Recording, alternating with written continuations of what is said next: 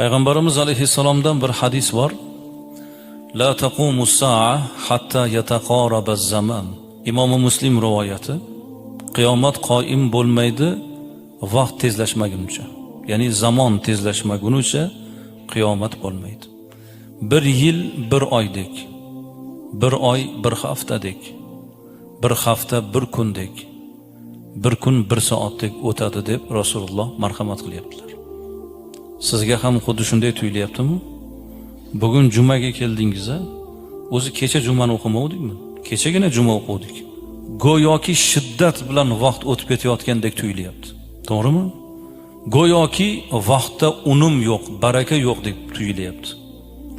Aslida vaqt o'zgargani yo'q, azizlar. Vaqtni bebaraka qiladigan, barakali qiladigan bandaning o'zi bu. 24 soat 1440 daqiqa